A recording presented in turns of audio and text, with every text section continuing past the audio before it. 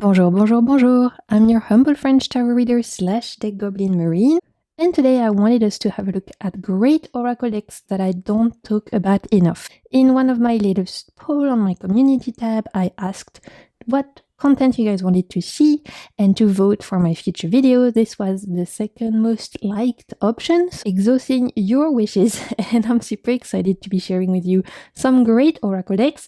We've got mass market decks, we've got indie decks, and all of these are really amazing, but personally I realized I don't talk about them enough on my channel, even though I use them a lot in the background, and so I wanted to take the opportunity to give them a time in the spotlight, to share with you how I'm using them. Some of them I've not really shared with you since I hold them, and so I wanted to come back and give you my thoughts after working for them for a few months. And I really enjoy doing those kinds of videos. I actually did one for tarot decks where I shared great tarot decks I don't talk about enough, so you'll find that in the cards. If you haven't checked that out, you can watch that as well. Of course, in the description box I'm going to be putting all the names of the decks I'm mentioning today. In the description box you'll also find my social media link. I mostly hang out on Instagram and on YouTube, as I have a second channel, The Waves of Your Soul Readings, where you can actually see me using all of these decks, putting these decks to good use, where this is where I post monthly tarot guidance, pick up high readings on lots of subjects. I use all of these decks, you get free readings, so definitely come and join me on my second channel as well. I'm trying to reach 1000 subscribers there before the end of the year, and it would make me very happy if you guys consider joining. And so without further ado, let's get into it. Great oracle decks I don't talk about enough. Let's go.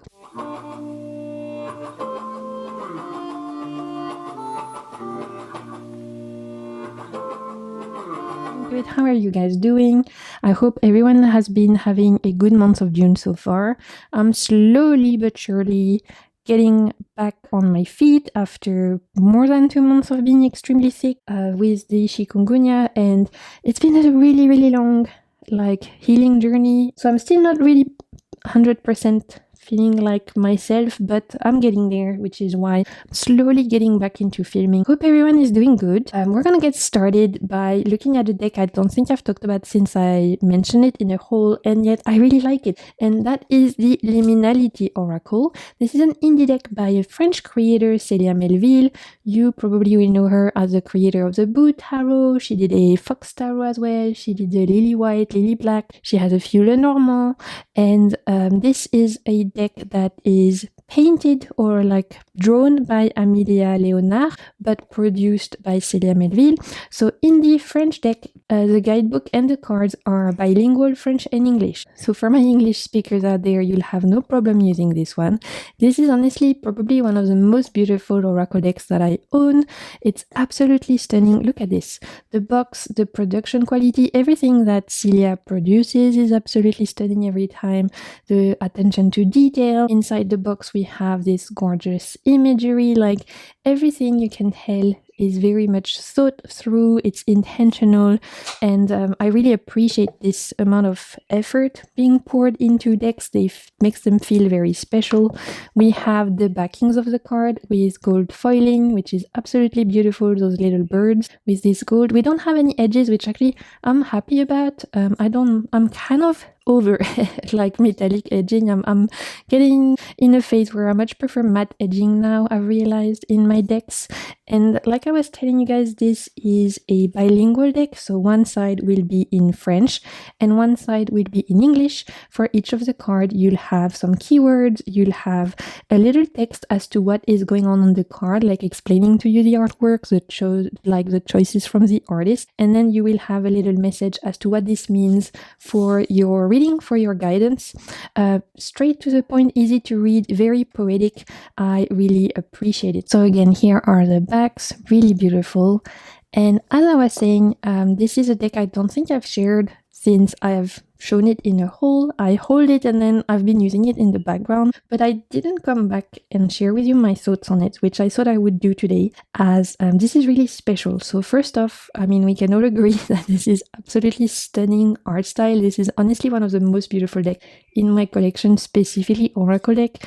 I absolutely adore the ethereal quality of it. I adore the colors, and as you can see, this is a very fae-centric deck. It is taking you into into this magical forest where you will see fae-like creatures, magical creatures that are belonging in these woods and in this magical realm. The really great thing about this one, apart from obviously the gorgeous art style, is the variety of keyword. How many cards do we have on this one? We know I'm a bad YouTuber by now, but let me look that up for you guys. I would say there must be like 50 cards for me. 49. Yeah, 49 cards. So I wasn't far off. So I love the fact that we have a good amount of cards, and that gives us a really good amount of keyword, as this is a very balanced deck in terms of energy. We have light and shadow here in terms of concepts. We don't just have love and light. You guys know I really appreciate that. I mean, there's a place and time for lovey-dovey decks when you are going through a rough time and you need something very supportive. I really appreciate that as well. But for a deck I'm going to be using more regularly on the daily kind of, for example, daily card pulls, I'm looking for decks that will have a very balanced keywords, that will have a balance of light and shadow, because life is not just love and light, right? And this is a kind of deck I've been using for daily card pull because it feels very like perfect for that. You get a gorgeous image, you get your little message, you can go into the guidebook or not, you can read this intuitively if you want, and appreciate, and like leaving this card on my altar every day feels like a treat. You know, I walk by it and I really appreciate the art style because it's so stunning. So I've been using this more as a daily card pull. I've not found a tarot deck that matches exactly with this art style, but I don't mind using it on its own, and it's really been a joy to get like a message for my day. I usually do it at night, so I will pull a message for the next day. That's how I kind of do it. Or sometimes I let the day go and I pull a card to be like, what was this day about? And I like to reflect because sometimes it will surprise me and will help me look at the events of the day through a different lens. This is one of my favorite cards. I mean, come on, look how beautiful. So I wanted to come back and share with you that this is great. I hadn't really mentioned it since I had shown it in a haul. And yet, if you're looking for a fae-like deck with absolutely stunning art style, with a very good balance of keywords, with a great guidebook, easy to use, very beginner friendly, this would make a great gift. I think if you know someone who enjoys this kind of aesthetic, who enjoys like magical, fae-like aesthetic, if you know someone who loves nature, who loves like fantasy, this kind of world and aesthetic, this would make such a fantastic gift. It's very user-friendly, very beginner-friendly. So even if they have never used Oracle before, this, you know, it's approachable. It doesn't use any weird woo-woo talk or anything like that. Not that there is anything wrong with that, but you know, when you're starting to use Oracle X, you don't necessarily need something that is gonna go too spiritual. This is quite grounded, despite the fact that it is related to the fairies and magic. And so I think this would make a great gift, great beginner friendly deck, and it's a joy to use purely for the beauty of the art style. I mean, come on, look at this one. We have rain. Oh, so beautiful. I've actually paired this with the Brian Froud's Fairy Oracle, and together they are fantastic. So as an Oracle plus Oracle pairing, they are really great together. Another Oracle deck that I don't think I've mentioned or even shown on my channel ever since I shared it in a haul, ever since I purchased it, is the Red Seeds 2 Oracle by Linda Hill. So this is an indie deck. I actually got this one in London last year, and so for that reason it's very special to my heart, because every time I use it, it reminds me of seeing my friends in London and being in London, which is one of my favorite places in the whole world. This is a deck that is inspiring itself from the divine feminine archetypes and deities, specifically Greek goddess. The art style from Linda Hill is very recognizable. I think a lot of you will be familiar with her art style. She has 3 Red Seeds Oracle, and I think she has 1 or 2 tarot decks. This is the only deck of hers I have, but I really, really like it. So I wanted to, again, share with you how I've been using it. This one has 45 cards. The cards are definitely larger. Don't get fooled by my hands. if you don't know, I have huge orc hands. So this is very large. One thing to note, if you have smaller hands and you don't like larger decks, this might not be the one for you. We have on one side with this one the art style, and we always have an I am kind of phrase. So here we have I am air, I am the beauty myth, I am shame, etc., etc. And then on the other side, you will have the text. So this one doesn't come with a guidebook because the text is actually on the back of the cards. For the Red Seed Oracle 2, the top is always a quote from Sappho, who was a woman poet.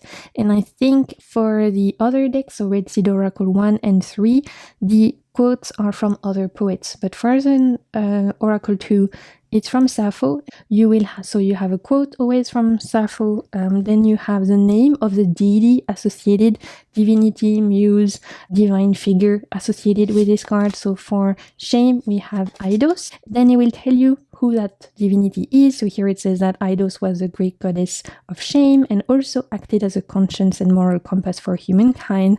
You get a little text about what this means, which is always very empowering, healing, and I found great for shadow work, this particular deck. And then at the bottom, I actually love this. We always have the challenge and the gift. So the challenge in relating to shame is guilt, and the gift related to shame is release. I find this like super powerful. It may seem small, but actually this is oftentimes what has hit me the most when using this deck, this little challenge and gift, because it always helps me look at things through a new lens and helping me seeing the gift in potentially a difficult emotion or a difficult situation. So I really, really like this one, mostly for my personal use. I realize I've not really used it for other people. I may have used it in a pick a card reading at some point once, but most of the time it's just been for my own use. And I find this one very empowering, very healing, and really good for helping me through when I'm going through a rough time, specifically emotionally. When I'm faced with difficult emotions, I find this deck really soothing, healing, and helpful. On top of that, I'm a huge fan of Greek mythology, so it's always a joy for me to have a Greek mythology goddess and deities, and so that is obviously something quite personal, but for me, I really appreciate that aspect. And as you can see, right, the keywords are quite confronting. It's not not a love and light kind of deck. By now you know this is not necessarily my preferred kind of decks. I like decks that can meet me where I am, and most of the time if I'm going to my oracle decks, it's because I'm going through something difficult, so I need my decks to acknowledge the fact that I'm going through something difficult.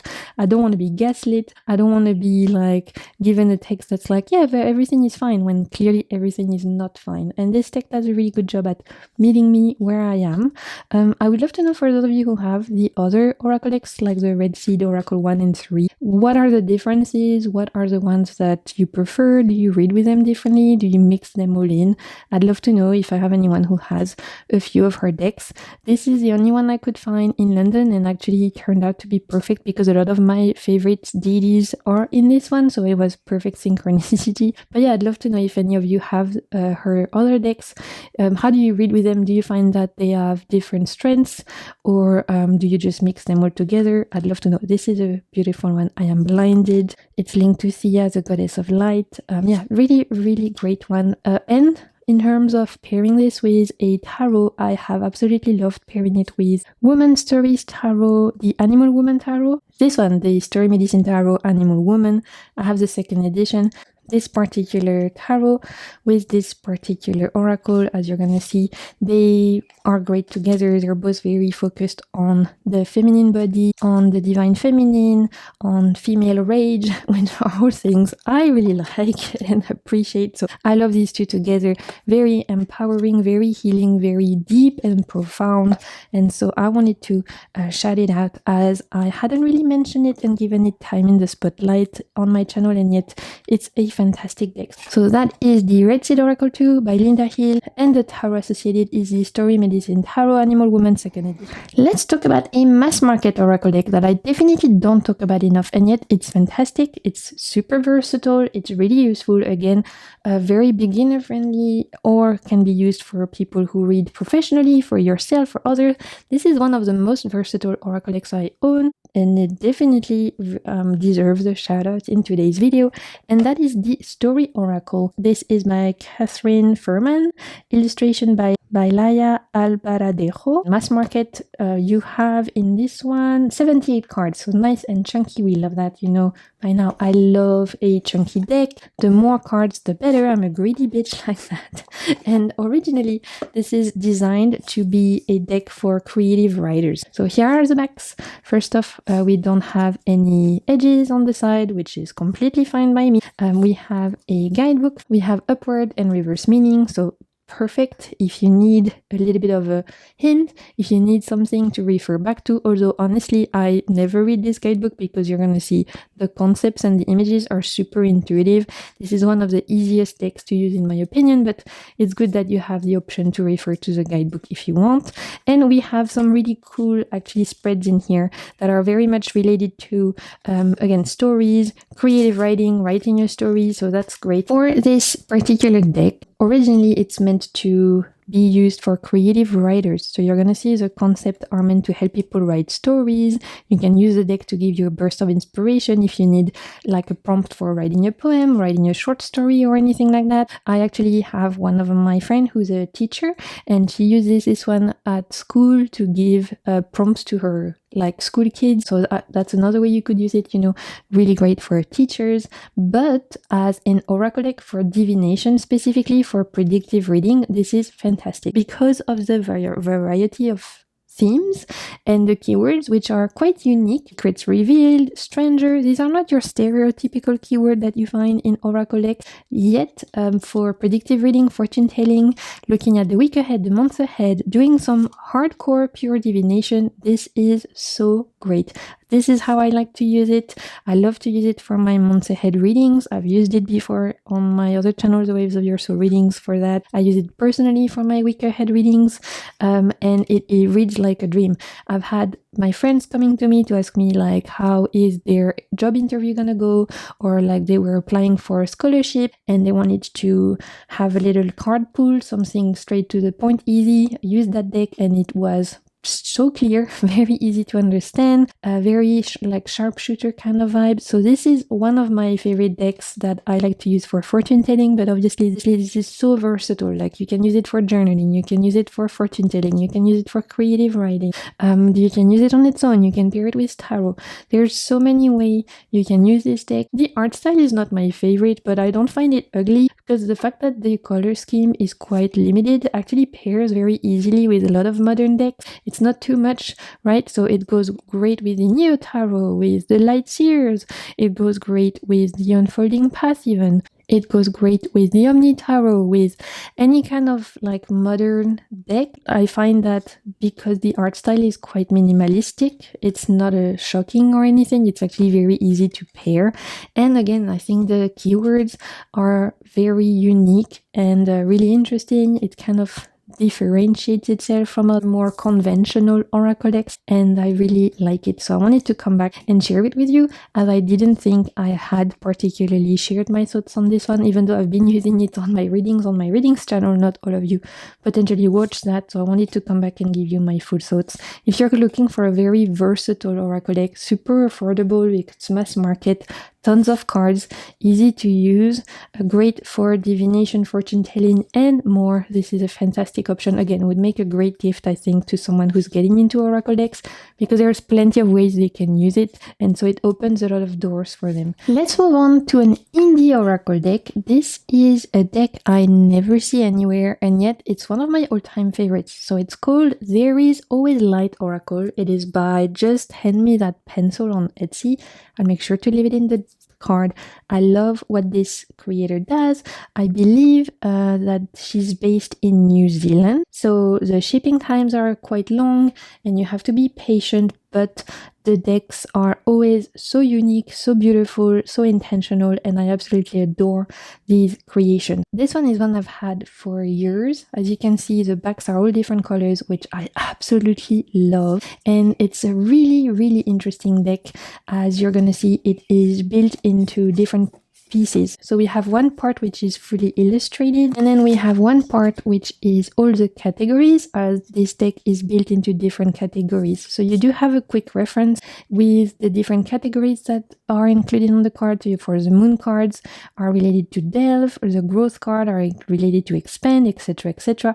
And you see the symbol here, you will find again at the bottom of the card. So this, for example, is part of the growth card, which is related to expand. So you can use these illustrated card as is, because you do have a keyword on them, so you can pull the card, use that. But if you want an extra layer to the reading, you can pay attention to the family of card that is related here. And not only do you have a quick reference, but you have cards that are explaining to you each of the categories. So here for the growth card, it tells you that the keywords related are expand, learn, push boundaries, planning, spirit seeking, universe, nudge, stability, evolution, narrative, and path. So I love that there's so much thought poured into the deck, that you have all these categories you can reference if you want. And I actually sometimes like to use this particular part of the deck to create spreads and to give me like starting points for journaling. There's a million ways you can use this deck, and on top of that, the art style is absolutely stunning. So as the name suggests, there is always light. You're gonna see that this is a deck really working on and focusing on the play between light and shadow. It's on all of the cards. There's going to be a big theme around finding the light. And this is a deck that is almost on the threshold between reality and another world. It kind of walks that liminal space. Some of the cards feel more imaginative and magical, and some of the cards feel more real, like real life and real people. So there's definitely an interesting mix. This feels like a very liminal deck, and I adore the play of light on each of the cards. I love the art style. I love the keywords, which are always interesting, always unique. Here we have embolden, here we have exceed. So there you go, you have a unicorn, right? So that feels definitely more magical. And I love the fact that we have the symbols and we have categories here as well that really help to take this deck to another place. There's like so many ways you can use this, so much thought put behind it. It's fantastic. I really adore this one. I've had it for years. I use it all the time for my own personal readings. I have definitely used it quite a bit during pick a pile reading, because I love the fact that you have different backs on. That's so appealing, you know, when you do pick a pile. It's so nice to have different colors, and it always reads like a dream. But I've realized I've not talked about it on my channel in a really long time, so it deserves more love. It deserves its time in the spotlight, and it's one I barely see anyone ever talk about, really. And yet this is so fantastic. We have great representation here in terms of like gender identity, which I really appreciate. And again, the keywords are beautiful, right? Emerge, summit, we have nimble, we have support, awaken. And how beautiful is this card? We have linger. Again, this particular creator is based in New Zealand, so when you get the decks, they're shrink wrapped. There's no box, there's no guidebook or anything, because it's quite difficult to ship from New Zealand and it can get quite expensive. It's her choice to reduce all the packaging to make the shipping much cheaper for us, and I think that's really great.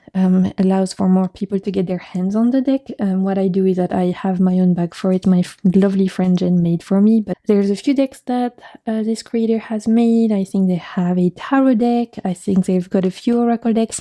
I have their affirmation deck, which I love as well, and just fantastic creations, really unique, and I wanted to shout them out. This is my favorite card. Look at this, distill, and we have a little bunny who passed away in the mushroom ring, and they're distilling their essence now. Oh, it's just so beautiful. We even have a little spread card that was included, which I think is always a nice touch. Let's talk about a French mass market deck. You guys know, of course, I have to do it. I'm a French frog myself, so I have to shout out at least one French deck in all of my videos. And the one I wanted to share with you today, which is so great and which I definitely don't talk about enough on my channel, is the Oracle du Troisième Œil, literally the Oracle of the Third Eye. It's by Héloïse Amilcar, and it is a mass market deck, so you'll find it on Amazon.fr, Lyrica, or any other place where you guys purchased your mass market decks. This is a great deck because again, it has a really cool system. So the reason why this one kind of stands out in my collection is because it has categories that makes this really great when you are stuck and you need help, right? You need actual help getting out of a situation or actual advice getting out of a situation. We have 40 cards in this one, which is not a lot, but you know, it's okay. We can forgive it. We have a guidebook, obviously all in French. For each of the card, you have a full text. You have the image in this like purple and white color, and you have a mantra. But this one also has a lot of text around how to use the deck, the structure of the deck. So if you are willing to translate, there's definitely tons of things to read, and it's really interesting, really well written. The structure of the deck, like I said, is really interesting to me and very unique. I don't have any other deck like that. So here are the backs, simple, but I really like them. I like the color scheme of this one. And we have blue edging, which considering I've had this deck for a few years now, it has held up really well. We love when that happens, as that's not always the case. So as I was telling you, the uniqueness of this deck is that we have categories and we have a whole like working system behind it, which is really great. The first category is the question. So we have a few cards related to questions, I think, and as you're gonna see, on each card you have a different question, which can be the starting point of you using the deck. So let's say you are going to the deck without even an idea of what you need to know. You just want to get a message from your guides. You would pull a question card, and that's the starting point. So for example, here we have what is fair for me? What is just for me? And it's linked to the heart chakra. So you could just pull a question card and use that as a journaling prompt. What is fair to me? What is just to me? You will journal about it. You think about it. Obviously, this is linked to the heart chakra. So you're going to be potentially wanting to work on that, meditate on that, use crystals related to the heart chakra. So you could just pull the question card and use it as a journaling prompt, and then you can refer the guidebook. It explains to you more about the question. So that's a great thing if you want to do some introspection. Even just those little ones I've used before for journaling, for getting an idea of a reading. Fantastic. The second category we have is what they call the blockages. So these are lots of different blockages that can be standing in your way right now. So here we have having an hyperactive mind. Here we have struggling to find solutions. Here we have not understanding signs. Here we have you're not listening. Here it says lack of support. Here it says lack of self-esteem. So these are all things that could be blocking you right now. So again, I would put them aside and I would think about something that's going on in my life right now and think about what's blocking me at this moment in time. Just pulling one card, you know, what's getting in my way at this moment in time. And we have fear of action, for example. And so that's the starting point, what's in my way. So love that we have those different blockages. And again, I don't know if you've noticed, but the art style is beautiful. We have diverse skin tone, diverse bodies. So that's the blockage category. And then you have the solution category. So now that you know what's in your way, what's standing in your way. So for example, here I was telling you about fear of action. You would pull the solution cards, which you have quite a few here, and you would say, okay, so what's the solution? Fear of action. What's the solution? What can help me get over this fear of action? And the solution is, we have here, take a pause. Okay, super interesting. You'd think it's counterintuitive that the fear of action, you would need to take a pause, but maybe this is linked to being overwhelmed. Maybe this is linked to being burned out. Maybe this is linked to feeling like there's too much going on. So actually maybe resting is the best thing I can do. It sounds counterproductive, but actually it would allow me to soothe my nervous system, to recenter, to ground, to come back to myself. So the solution is to take a pause, come back to myself, so then I have the energy to act. I love that. And of course, you have lots of different solutions. You have meditation, you have nourishing yourself like food, intention, you have energetic healing like Reiki, self-love, prayer, lithotherapy, which is like using crystals, guidance, you have journaling. So it's a very hands-on oracle deck giving you hints as what can help you get over this blockage right now, which I love. And the last category, what is your strongest chakra right now, or what is your strongest intuitive capacity right now? So we have touch, which is linked to magnetism. We have clairaudience, so clairaudience being your strongest clair right now. This is linked to clairvoyance. We have claircognizance. We have clairsentience, so how you feel is your strongest clair right now, your strongest intuitive capacity. We have creation, so creating magical objects, being able to like create material things.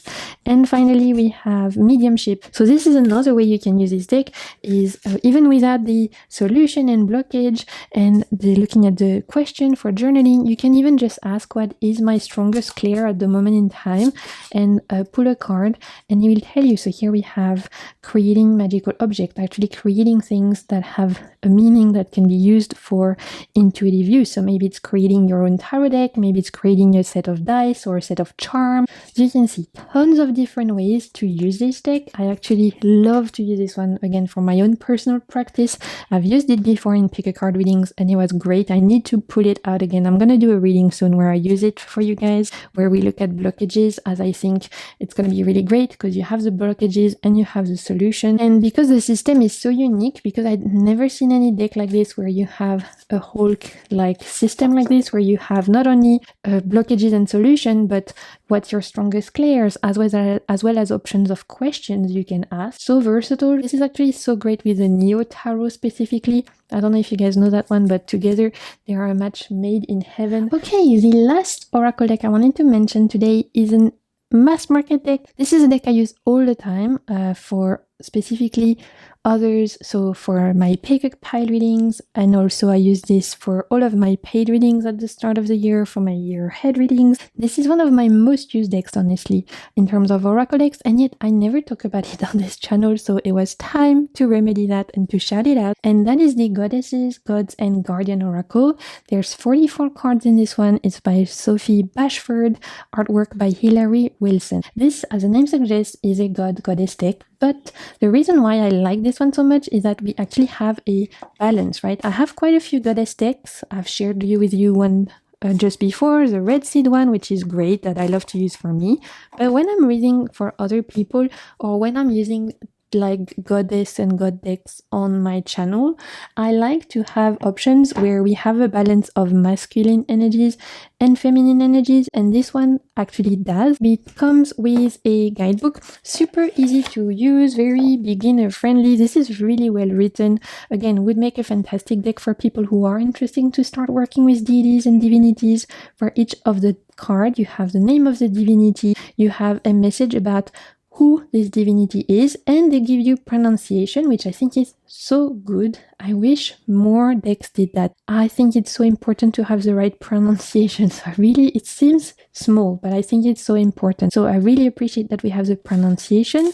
And then you have your guidance message, so what it means if you've pulled a Thor in this case. And finally, you have like key phrases. So this is usually how you can apply that in your day-to-day life, right? So this is your more guidance, like spiritual guidance, and this is your more day-to-day how to apply that literally in your life. And finally, you always have an invocation, which is like a mantra. So lots of juicy thing in the guidebook, really well written. Can be a great starting point to work with this divinity. Obviously, if you want to learn more, you're prompted to go and do your own research about this deity, but as a starting point, it's fantastic, I think. Like I was telling you guys, I was looking for a deity deck that I would be happy to use for everyone, right? Because when I'm doing paid readings, which I've been on pause right now because I'm still struggling to recover from the chikungunya, but as soon as I'm back on my feet, I will offer paid readings again. I'll let you guys know. And when I'm doing readings on my readings channel, the Waves of Your Soul readings, when I'm doing pick a pile and stuff like that, I don't know who I'm reading for, obviously. So because of that, I was looking for a divinity deck, a deity deck that would have inspiration from lots of different countries, representing lots of different kind of people. Like here we have Oshun, we have Lilith, but I also was looking for a deck that had masculine representation, as I think that's really important when you are reading for others, right? A lot of divinity decks are goddess decks, which is great, right? I love working with the divine feminine, especially in my own personal practice. It's something I do a lot. Every full moon, every new moon, I pull a different goddess card and I work with this goddess. But when I'm working for someone else, when I'm reading for someone else, it's important to have options, right? And so this one really does. I think this one not only has a good balance of masculine and feminine, it also actually depicts the deities of the country looking like they come from this part of the world. Which you'd think is completely normal, and you'd be like, yeah, of course.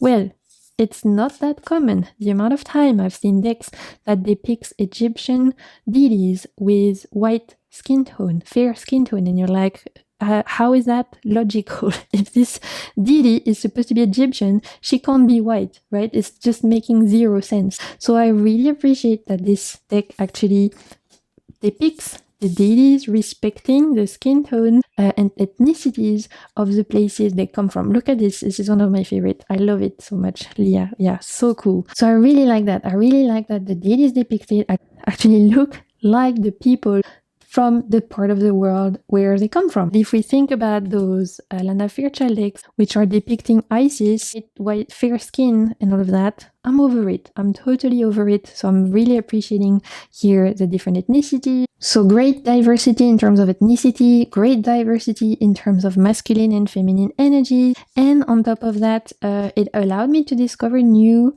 deities and guardians that I didn't know. Like Oma, for example, I had never worked with before using this deck, and now it's a kind of energy that I love working with personally. So I've learned a lot through this deck. I think the art style is beautiful. The keywords are really interesting, so you can use this deck just as it is. You don't have to refer to the guidebook if you don't want to, because you have a keyword, which is fantastic, but obviously the guidebook gives you enough in terms of understanding who this deity is or guardian, because we don't just have deities, we also have, like, I would say, deity adjacent kind of energies.